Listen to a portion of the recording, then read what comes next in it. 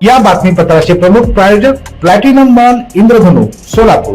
सोलापुरातील सर्वात प्रतिष्ठित इंद्रधनु सोसायटीचा नवीन भव्य कमर्शियल प्रोजेक्ट आता रेल्वे स्टेशनच्या अगदी शेजारी शहराच्या मध्यवर्ती ठिकाणी.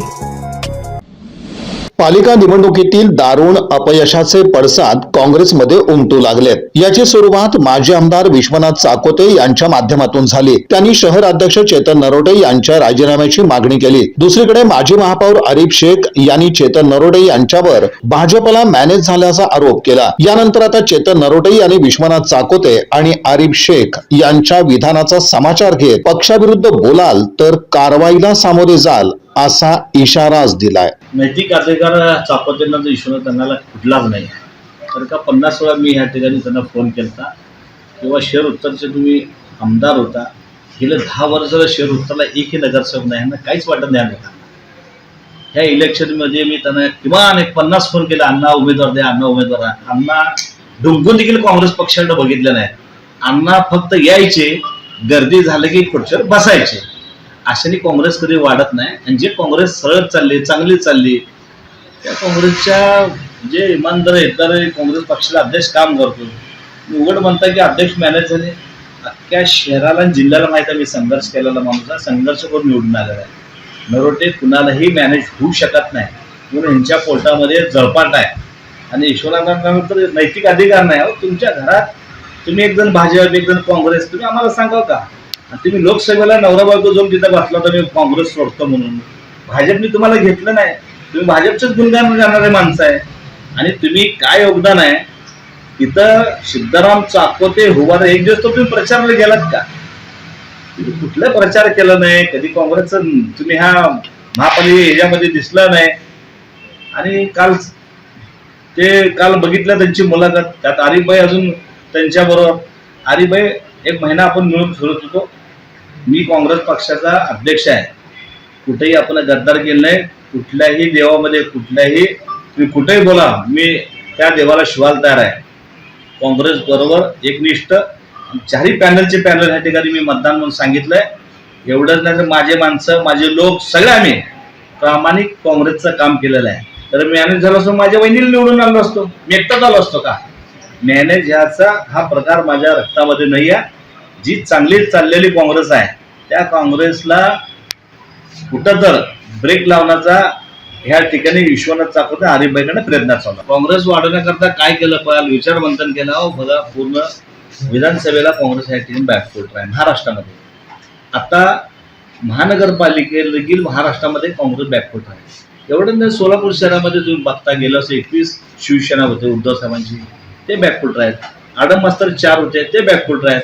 राष्ट्रवादीचे नगरसेवक ते बॅकफूट आहेत. मग त्याला बी कारणीभूत मीच आहे का? कुठलाच बाकीचा पक्ष या ठिकाणी खातं खोलू शकला नाही, ते देखील माझंच काम आहे का? बघा, 87 भारतीय जनता पार्टी कशी आली, काय आली. लोक आमचे एवढे स्ट्रॉंग पॅनल होते, रियाज गोंडेकरी, आमचे टेकाळे, ते लोक म्हणतात मतदान कुठे गेलं? विधानसभेला मी जेव्हा पडलो तर सांगत होतं की ह्या ठिकाणी मशिनरीमध्ये घोळ आहे. आज देखील तुम्हाला दावा करतो, सांगतो की जे पडले लोक आहेत, आज काकासारखा माणूस पडला, आनंददादासारखे माणसं पडले, आमचे रियाजभाई पडले. हे लोक म्हणतात तो मतदान आमचं गेलं कुठं? तुम्ही ते सोडता आणि जे काम चांगलं करतंय, जे प्रामाणिक आहे अशा माणसाला मॅनेज झालं म्हणता. विश्वनाथांना कुठं मॅनेज झालं फक्त दाखवा मला. जे काय ते इमानी एकदारी काँग्रेस पक्षाचं काम केलंय. तसं असेल तर मी राजीनामा देतो, नसेल तर तुम्ही दोघे राजीनामा द्या. मी कुठं मॅनेज झालो फक्त दाखवा मला. 10 दिवस द्यायला तयार आहे, पुरावे दाखवा. तुम्हाला सांगतो एवढे चांगले चांगले आम्ही पॅनल बोलवतो. जिथं राष्ट्रवादीचे 2 चांगले आहेत, काँग्रेसचे 2 चांगले आहेत, जिथं शिवसेने 2 चांगले आहेत, काँग्रेसचे 2 चांगले आहेत, जिथं कम्युनिस्ट चांगला आहे त्या ठिकाणी कम्युनिस्ट 3, 1 काँग्रेस. आता दत्तांना वनपट्टी 1 घेतलं होतं, शिवसेना 1 घेतली, 2 कम्युनिस्ट तिथं. असे देखील पॅनल पडलेले आहेत. जिथं बघा आम्हाला वाटतं पॅनल चांगलं होईल त्या ठिकाणी तडजोड केली. हो अहो, तुम्ही शिवसेना, राष्ट्रवादी, काँग्रेस त्या ठिकाणी जे महाविकास आघाडी बसत होतो, विचारा मी मॅनेज झालो का? प्रत्येक सीटासाठी मांडलो साहेब, प्रत्येक सीटासाठी. इलेक्शनमध्ये प्रत्येक मिटिंग ह्या ठिकाणी बोलल्यानंतर तुम्ही त्यावेळेसच सांगायचं, प्रभारी तुम्ही कुणाला 4 द्या, शिंदे साहेबाला सांगायचं, ताईला सांगायचं, एलवर सांगायचं, किंवा ह्यांचा प्रभारी 4 कुणाकडे द्या. मी काय रेडी आहे ना. ज्या ज्या आम्ही कमिटी केल्या आहेत इथं बसून कमिट्या केलं, तुम्ही कमिटीला होता त्यावेळेस तुम्ही उपस्थित करायचं. आता पडल्यानंतर काय तर झाल्यानंतर कुणाचं ऐकून मला बोलता, मग तुम्हाला एवढा अनुभव होता त्यावेळेस अगोदर डिक्लेअर करायचं नाही बा तुम्ही इलेक्शन लढवणार 15 दिवसात 4 तुम्ही अर्ज द्या. का बोला की त्यांनी ते काय सगळ्या सोलापूरला माहित आहे की नाही देंगे तो हम सब गिराएंगे. झालं समाधान तुमचं. काँग्रेस या ठिकाणी सगळं पाडलात. म्हणजे आरिफभाईचा हात आहे म्हणे. सगळेच होते ना, जे जे नेते होते मी त्यांच्यावर बोलतो. तो अल्पसंख्याक अध्यक्ष म्हणून अल्पसंख्याकांना बोलवलं मी. काँग्रेस तुम्ही या ठिकाणी पाडला, झालं का तुमचं समाधान? मी आजपर्यंत एकदाही म्हणलो नाही की मला का पाडला, कशामुळे पडला. माझ्या नशिबात होतं, मी पडलो. हे बघा आरिफभाई आता का बोलता तुम्ही, त्यावेळेस दाखवून द्यायचं ना हे इथं तुम्हाला चुकालंय तिथं चुकालंय. बघा मौलाली बॉडी हा त्यांचा परिसर आहे, त्या ठिकाणी मला एकट्याला बोलवत होते. म्हणलं मी बिलकुल येणार नाही. आरिफभाई असतील, माझं पूर्ण पॅनेल असेल तर आम्ही येतो, नाही तर मला मतदान देऊ नका. ही स्पष्ट माझी भूमिका आहे. आणि माझ्या पश्चात आमच्या कुठल्याही माणसाला तुम्ही जाऊन विचारा, आमच्याकडे 4ही पॅनल ह्या ठिकाणी झालेले आहे, 4ही हात झालेला आहे. बरं ऐका, आरिफभाईला असं करून माझ्या पार्टीचं नुकसान होणार नाही का? मी माझ्या पार्टीचं बघेन ना, माझ्या पार्टीचं मी नुकसान का करेन?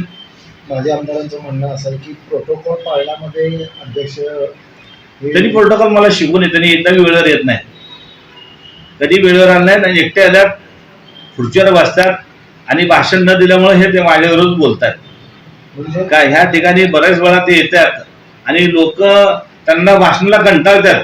लोक आम्हाला सांगतात त्याला भाषण देऊ नका, आणि काय काय त्यांना भाषण टाळल्यामुळं त्यांना वाटतं की हे सगळं अध्यक्ष या ठिकाणी मनमानी कारभार करतात. त्यामुळे हे असं काहीतरी ह्यांचं चाललंय. ह्यांचं ह्या ठिकाणी चालत नाही, हे सगळं बंद पडलेलं आहे लोकांचं या. आणि तुम्ही बघा आता ह्याच्या पुढं जर पक्ष विरोधाने काय करत असेल तर ह्यांना पक्षातनं नोटीसून काढणार देखील ह्यातनं मी आता कमी करणार नाही.